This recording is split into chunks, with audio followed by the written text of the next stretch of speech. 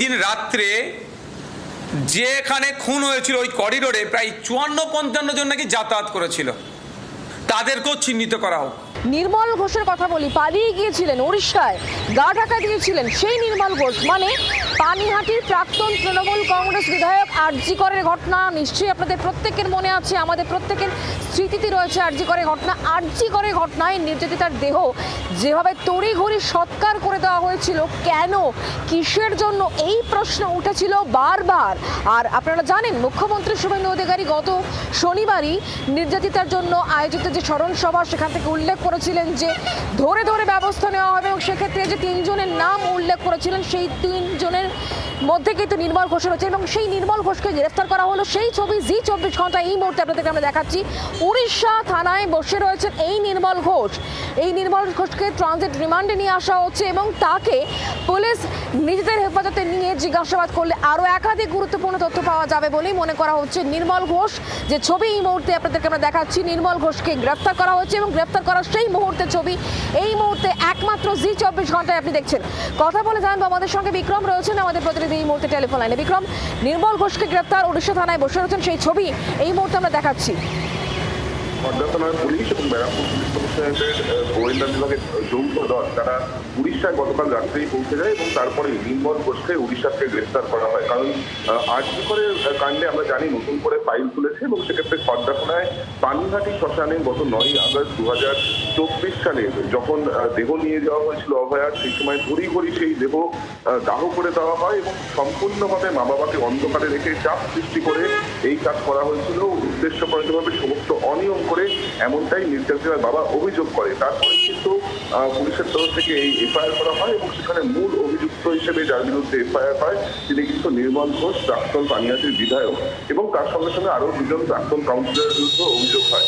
Police তারপর থেকেই খোঁজ শুরু করেছিল এই নির্মল ঘোষের, এবং অবশেষে নির্মল ঘোষকে উড়িষ্যায় ট্র্যাক করা যায়। তারপর সেখানেই তাকে গ্রেফতার করা হয়েছে। এই মুহূর্তে তুমি যে ছবি দেখতে পাচ্ছ, যে সময় নির্মল ঘোষকে গ্রেফতার করছে পুলিশ, সেই সময়কার ছবি আমরা দেখাচ্ছি দর্শকদেরকে। এবং তার সঙ্গে সঙ্গে যেটা জানিয়ে রাখবো যে ইতিমধ্যেই পুলিশের তরফ থেকে ট্রানজিট রিমান্ডে পেয়েছে এই নির্মল ঘোষকে, তাকে নিয়ে আসা হচ্ছে এ রাজ্যে, অর্থাৎ খড়দা থানা ব্যারাকপুরে। সেখানেই কিন্তু আগামীকাল ব্যারাকপুর কোর্টে তাকে পেশ করা হতে পারে, এমনটাই জানা যাচ্ছে। সেখানেও পুলিশ তাকে নিজেদের হেফাজতে নেওয়ার জন্য আবেদন জানাবে, কারণ তাকে জিজ্ঞাসাবাদ করে এই গোটা ঘটনাক্রম বোঝার চেষ্টা করা হবে যে পানিহাটি শ্মশানে ভূমিকা রাখতে কি ঘটেছে।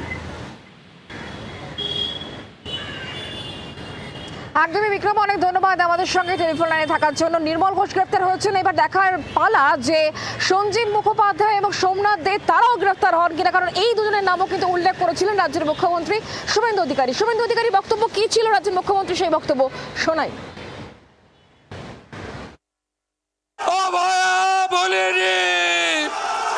অভয়া বলিনি মানুষ আমাদের জিতিয়েছে অভয়ার বিচার দিতে।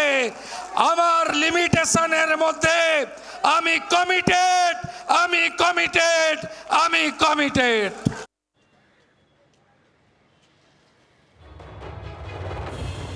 মুখ্যমন্ত্রী শুভেন্দু অধিকারী বক্তব্য শুনলেন। তবে আজকে নির্মল ঘোষ গ্রেফতার হওয়ার পরই কিন্তু পানিহাটি জুড়ে উচ্ছ্বাসের ছবি দেখা গিয়েছে। সাধারণ মানুষ উচ্ছ্বসিত, মিষ্টিমুখ করা হচ্ছে, সেই ছবি আপনাদেরকে আমরা দেখিয়েছি। রাজনৈতিক মহল থেকে একাধিক প্রতিক্রিয়া আসছে, কে কি বলছেন শোনাই।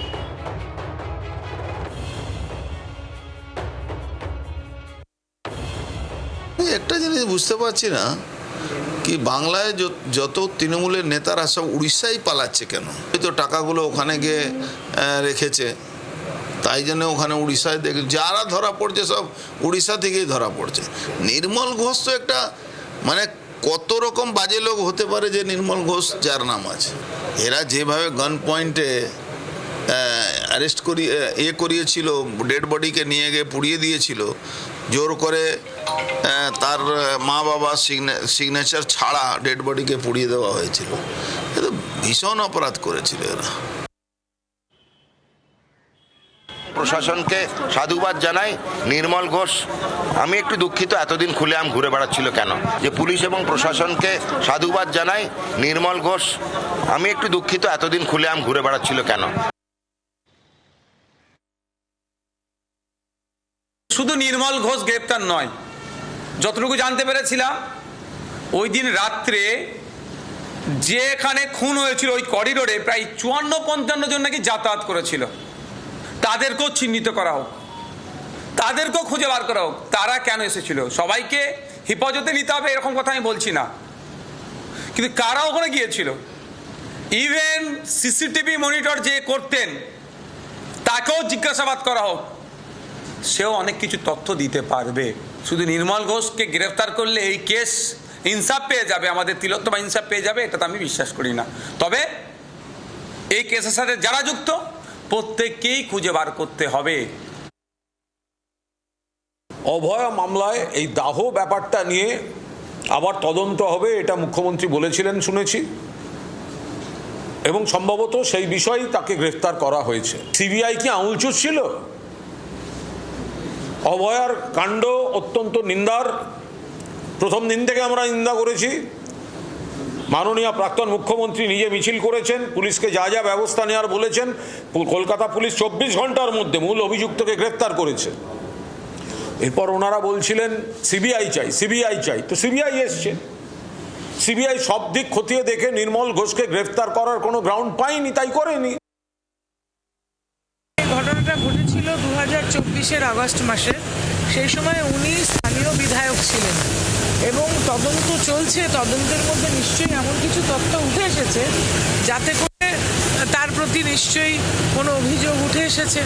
এটা তো আমি আলাদা করে বলতে পারবো না। তবে আমরা সবাই চাই এই ধরনের নারী নিগ্রহ, নারী নির্যাতন এবং খুন যেটা হয়েছে, বিশেষ করে একটি অল্প বয়সী মেয়ে তার কাজের জায়গায়, বাড়ির মধ্যে থাকার মতনই কাজের জায়গায় ডিউটি করছিল, ডিউটিরত অবস্থায় খুন হয়েছে, শুনেছিলাম ধর্ষিতা হয়েছে, এবং তার তদন্ত হওয়া উচিত এবং দোষীর শাস্তি পাওয়া উচিত বলে আমি মনে করি।